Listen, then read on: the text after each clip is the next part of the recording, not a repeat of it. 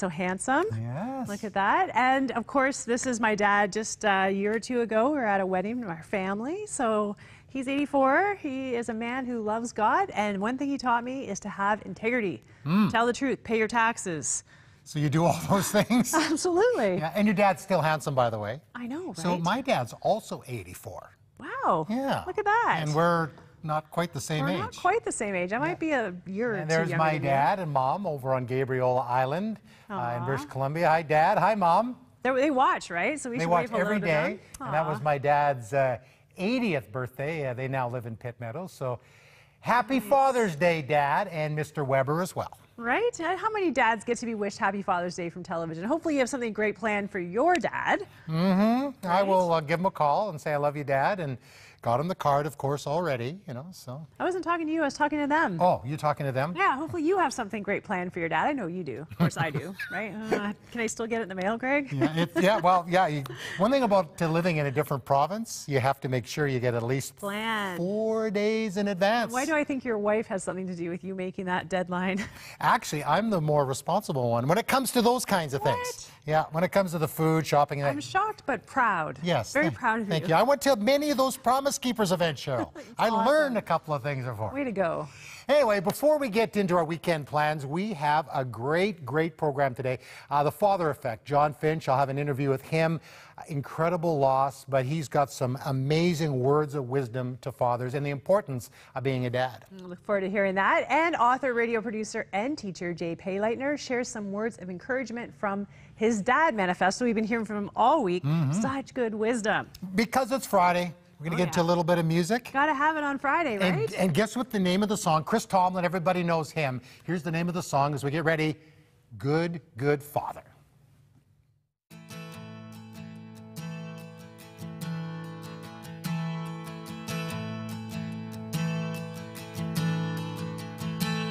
Oh, I've heard 1,000 stories of what they think you're like, but I've heard the tender whisper of love in the dead of night, and you tell me that you're pleased and that I'm never alone. You're a good, good father. It's who you are. It's who you are. It's who you are. And I'm loved by you. It's who I am. It's who I am. It's who I am. Oh, and I've seen many searching for answers far and wide, but I know we're all searching for answers only you provide, 'cause you know just what we need before we say a word. You're a good, good father. It's who you are. It's who you are. It's who you are, and I'm loved by you. It's who I am. It's who I am. It's who I am. Because you are perfect in all of your ways. You are perfect in all of your ways. You are perfect in all of your ways to us. You are perfect in all of your ways. Oh, you're perfect in all of your ways. You are perfect in all of your ways to us. Oh, it's a love so undeniable. I can hardly speak. Peace so unexplainable. I can hardly think as you call me deeper still.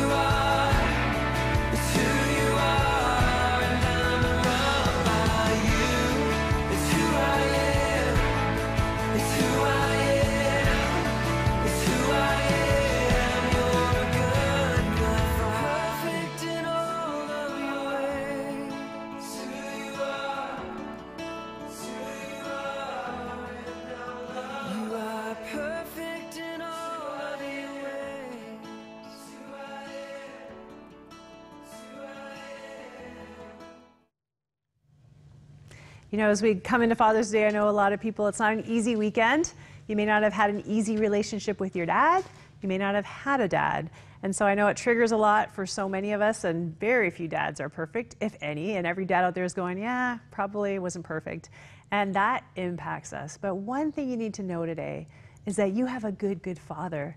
It's not anybody here on earth. Your dad here could never truly represent God's heart for you. So in the areas that he is weak, you might say that God's like that. Maybe your dad didn't communicate. You think, well, God's not going to talk to me. Maybe your dad didn't express love, so you think, I don't know if God loves me.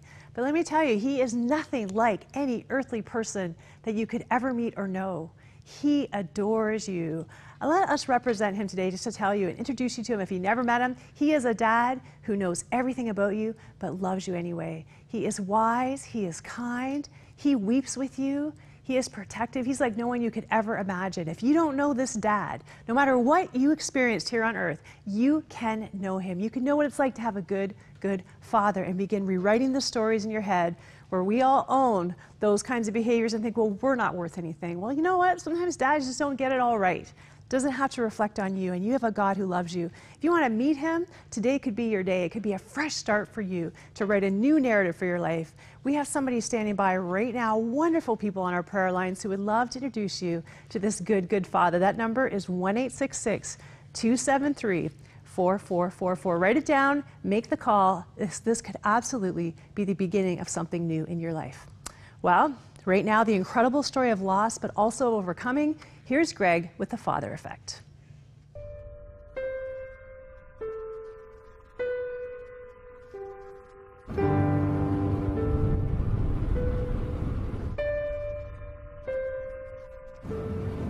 It's so cloudy.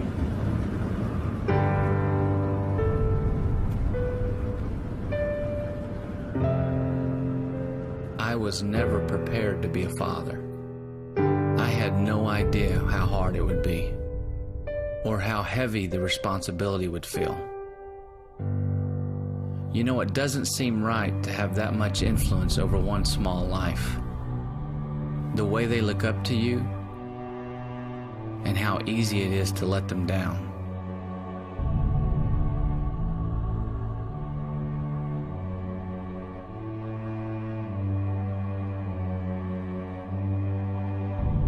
Maybe if my dad had been there, it would have been easier.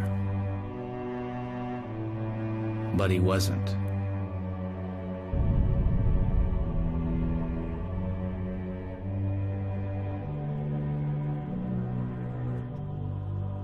I grew up most of my life without a father. I can remember his face, but I can't remember a life with him. The last time I saw him, it was on a school day. He was always gone in the mornings, but for some reason he was able to drop me off that day. He even gave me a kiss.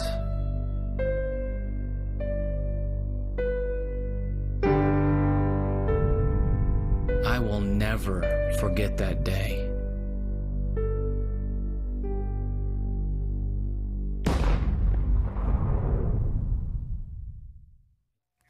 So very powerful. And the young man in that story, John Finch, just 11 years old, is my guest. John, good to have you back on 100 Huntley Street. Thanks for having me, Greg. You go through your life, you know, without your father from 11 years on. How did that impact you? I mean, maybe you didn't realize it at the time, but, you know, as you think back, how did that, I guess, negatively affect you? I was very angry. You know, I was angry at God because he allowed my dad to commit suicide, and I was angry at my dad.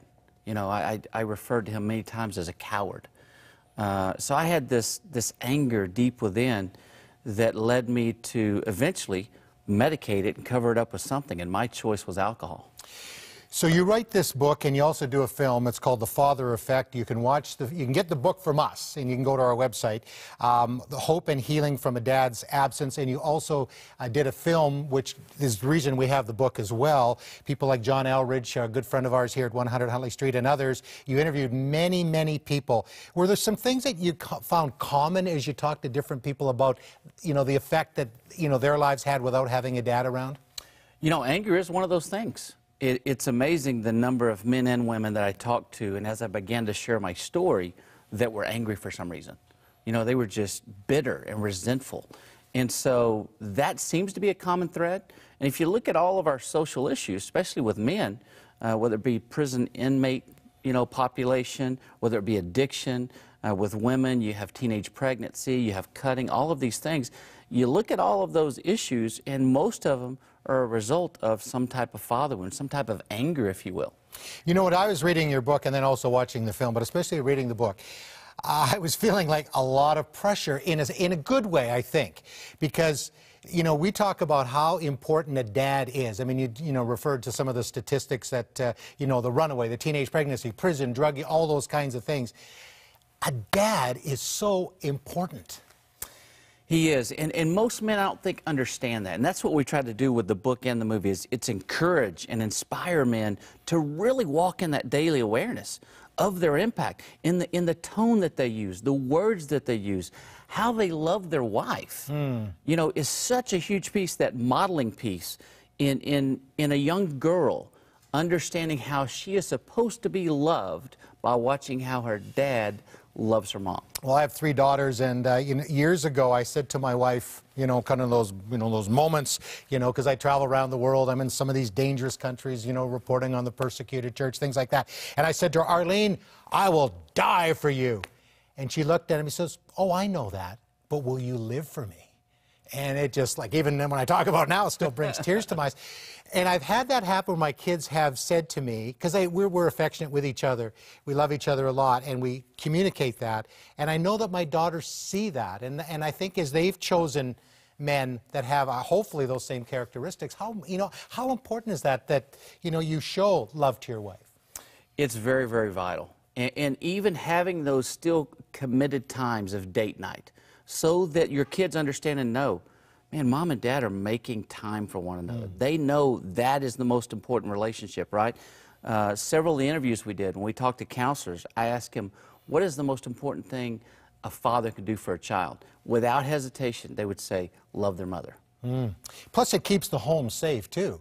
There is stability and security in that. You know, what I try to do every day is come down and before breakfast, I try to love and hug on my wife in front of my kids. Try to be intentional and purposeful in that, because that gives them stability and security, walking out that front door to go to school that day going, wow, you know what? Mom and dad love one another. So that's the practical point, number 1. How important in the spiritual side of things, praying with your kids? Praying with your kids, for me, has become such an intimate process. One of the people we interviewed for the film, Neil Jeffrey, former NFL and All-American quarterback, he did this great piece about how his dad was a prayer warrior. And he said, looked at me at one point, and he said, John, there's nothing like a child hear his father pray for him or her in that fatherly, manly voice out loud. Because what that does is that allows that child to know, man, dad loves me. He's very interested in what I'm dealing with, and he's taking my name to the Father on my behalf. And it also allows you to have additional conversations. When that child says, man, I need you to pray for me about this test tomorrow. Well, then you have a conversation afterwards and go, you know what? What about this test tomorrow can I help you with? The other thing I love doing is praying for my wife in front of my kids. Yeah. Well, I know we've done that. We do a lot of that in our home. And I actually had one of my daughter's youngest daughter, Amelia, come over to me one day and just hugged me and said, Daddy, thank you for showing me God. And I thought, you know what? That's better than any awards or anything that you can do. You know, it just absolutely transforms and changes your life. Now, in the U.S., it's about 1 in 3, I think, that there's homes without a father, and it's probably similar stats, you know, percentage-wise in Canada. What can we do as dads beyond our own kids? Can we be somewhat of a father figure to those in our churches, in our communities? Absolutely. It's about walking in that awareness of those outside our home. You know, our neighbors' kids that are being raised by a single mom, that type of thing. I remember part of my issue, I think, too, and part of my anger also stemmed from that. I didn't have that man that I thought or believed step in that gap, and that was really stepped up to say, hey, man, let me father you. Let me, you know, not those words verbally, but really step in the gap there and walk with me for many years. I mean, we live in such a broken culture. Is this an opportunity, though, for guys like you and I and others, you know, to step into some of the gaps and maybe in some way show of what a father figure might look like? And again, we're broken guys. Absolutely. We'll be the first to admit that. Absolutely. But we have the Lord with us, and we have learned a few things along the way. Can we make that model, or be that model, and maybe direct people even towards our Heavenly Father, who is a perfect Father? Absolutely. And part of that, I think the important piece is really forming this band of brothers, if you will. Again, talking with other guys that have been there. The older guys especially. I love sitting and talking with older men, hearing their stories, getting wisdom and advice from them. And so being able to have that community and share the mistakes, all the screw-ups, but yet all the advice and counsel too, man, there's nothing better than that. Well, thank you very much, John. And again, this is an important book, and I'm going to get this into my son's hands. He just recently became a father, so now I'm a grandfather. And I was thinking, you know, it is a daunting task to be a father. And for you guys that have, you know, really stood up and said, yeah, I will serve the Lord by showing, you know, who Jesus is, loving my wife, loving my kids. It's so important. So I'm going to get this to my son, Matt, and he's going to teach my grandson, Hank, about God and, you know, the father effect. It is so important. It can't be understated or overstated, because we need to understand the father effect and what it is if a dad is not in the home. John, thank you very much. Thank you for your work in ministry, and you know, keep on being a good dad. I'll try. All right, and we'll be back with more of 100 Huntley Street right after this.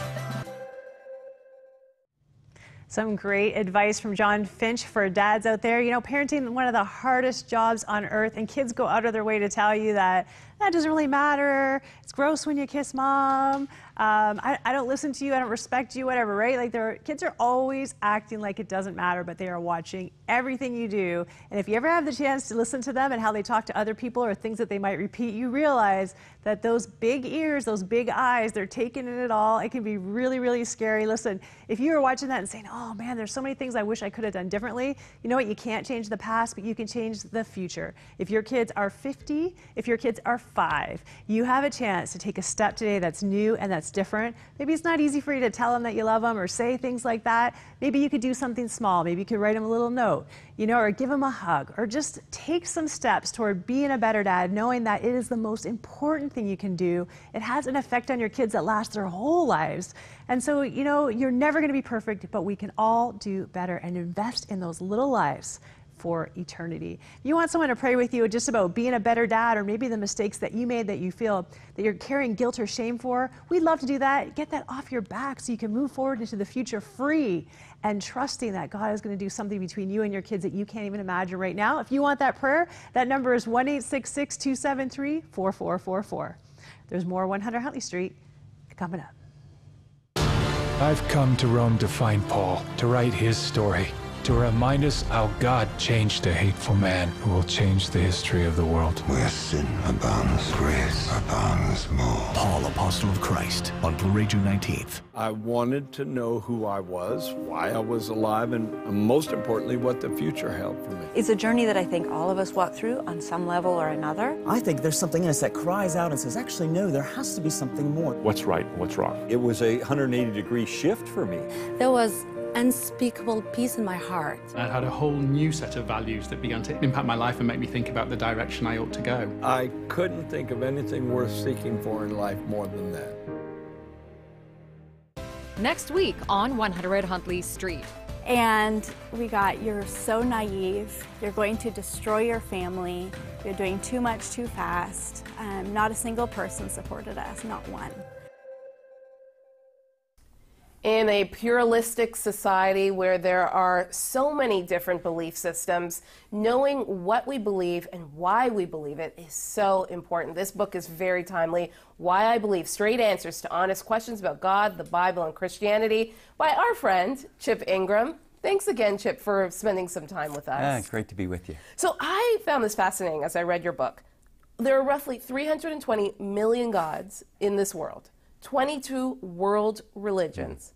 So why do you believe in the God of the Bible? I think of all the questions that were asked in today's culture, I think this is one of the most difficult, and for people on the outside, like, that is so narrow. I mean, how could you really just believe in one? So I give a number of reasons, but maybe my top 4 is, first of all, that the God of the Bible is historic. It's not about a dream some guy had. It's not some religion some guy started. And as you dig into all those things, you really realize that a lot of the background, there is no history. There's nothing you can verify. Second, for me, it's very supernatural. Very specific prophecies about time, about birth, about events, about people, Old Testament, New Testament, and they're verifiable. So it's very logical. The third for me is, this is more my background, philosophically, unity and diversity. The God of the Bible is 3, diverse, 1, unified. Eastern religion answers the questions of unity. Western religion, the Greek gods, individual gods, diversity. But both of them struggle with, how does that come together? The problem of evil. Everyone struggles with, why is there suffering? Why is there evil? The God of the Bible that teaches the world that we live in is not what he desires. There's actually a fall. There's actually a linear history that he's coming back and justice is coming. And then the last one for me is the positive impact of the God of the Bible. Widespread literacy, public education, Western democracy, the liberation of women, the abolition of slavery, unprecedented women's rights, the whole concepts of charity, philanthropy, helping the poor. All of these flow out of the Bible and the God of the Bible. And that's why I believe in the God of the Bible. Wow. Thank you. Thank you. This was a book that you're going to want to get. We are offering it for only a short period of time, so do please call and get your copy. And when you do so, you are supporting the ministry of Crossroads, you're supporting 100 Huntley Street. You're making sure that we can get resources like this into everybody's hands. You know, there is no other show like us on Canadian landscape. Flip through your television and you'll see that 100 Huntley Street is a national show, and we are not afraid to share Jesus. We are not afraid to share hope. We are not afraid to say that you're not alone, that God loves you. And we are able to make that possible because of your generous donations. And we'd love to be able to get this into your hands as a thank you gift. Watch this. These days, we're constantly bombarded with different ideas and views claiming to have the answers to life's big questions like, if God is good, how could this happen?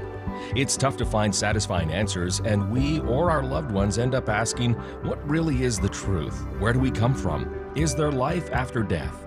Does God even exist? Can we believe the Bible? You'll want your personal copy of this comforting new book from best-selling author and popular 100 Huntley Street guest, Pastor Chip Ingram, Why I Believe. Straight answers to honest questions about God, the Bible, and Christianity. Call now to request your copy when you send a ministry gift this month of $50 or more. Why I Believe will help you know what and why you believe. It will bring you God's comfort and peace and equip you to encourage others facing personal tragedies in their lives. Quantities are limited, so call today, 1-800-265-3100, or visit crossroads.ca/believe. We should never be afraid of our questions. We are so excited to give you this resource this month. You can explore your questions. And you know, maybe you invested in everything else in your life, but you really haven't taken time to invest in your spiritual life and maybe answer some of the spiritual questions that are there at the back of your mind, but in your busy life, you've never really had time to dive in. This could be the resource that would help you do that. We'd love to get it out to you for your gift of $50 or more to support this positive message going out across Canada from coast to coast, that there is a God who loves you. If you want to be part of that and give, we'd so appreciate it. That number is 1-800-263-3100. We appreciate so much your support. Well, up next with a final encouragement for dads as we lead into the Father's Day weekend, here's author Jay Payleitner with his Dad Manifesto. Hi, this is Jay Payleitner, author, speaker, and cheerleader for fathers of all ages. We are finishing up our journey through the Dad Manifesto, my book, subtitled 52 Things for Forever Fathers to Never Forget. And let's finish with this reminder. Be there, Dad. Psalm 127, verse 3 is a reminder. Children are a burden. No, children are a gift from the Lord. They are a reward from Him. Believe it or not, a certain number of fathers don't see children as a gift, but a burden. They are horrified by a little baby spit on their sport coat. They have no understanding or desire to dance with their daughter in the kitchen or at her wedding. The idea of playing catch with their son is not even on their radar. My heart aches for these men. Now, maybe, of course, they never had an involved father, and they can't even imagine or understand the joys of fatherhood. Maybe something's going on that's keeping them away, and they barely know their kids. Maybe those men have been caught up by some worldly distraction. My advice is actually pretty simple. Show up. Receive the gift. With humble gratitude, be their dad. And I promise that you will begin to see the rewards of fatherhood. This is Jay Palin, and if you've been enjoying and taking advantage of the Dad Manifesto as we've been talking about it, I'd love to hear about your favorite chapter. Go to my website, send an email. Your encouragement keeps me going. And don't keep the principles of the Dad Manifesto to yourself. Share them, especially with new dads. Guys, we are all in this together. There's one thought that I just pulled out of there. Just show up. Yeah. You know, whether that's coaching sports or, you know, just hanging out with your son, going for wings, that kind of thing. It's just, you're just being there and just showing that you love them. And again, you talked about it earlier. There is no perfect father this side of eternity. Yeah, but there's true. a good father, and we have his book that helps us to know how to be a good dad, and I think that's so very important. I think, you know, there's nothing that'll bring out your insecurities more than parenting. No. You know, you're not the coolest dad or mom. You're No, not... I was. Oh, of course, well, you. But, you know, there's probably someone watching who thinks they're not the coolest. And your kids really specialize and tell you you're an idiot at different stages of their life, right? Specifically the teenage years. Yeah, that's all. But other times as well. And I just think, you know, you have to know how important it is that you keep showing up, even when they don't show it and they don't tell you and they don't appreciate it. They never say thank you. You got to keep showing out. You got one shot at this. It's a very short time. It feels like a long time. Goes fast, doesn't it, Greg? It does, and actually my kids did say I wasn't the coolest dad, but maybe I was the best dad. So mean. I bet you were the funnest dad, The though. funnest dad, yeah, sometimes too fun. When I'd show up in, you know, these terrible looking, you know, pants and my daughters are embarrassed. Dad, go home and change, but they always know I love them. And we love you, and thank you for joining us. Have a great Father's Day weekend. See you Monday. Bye.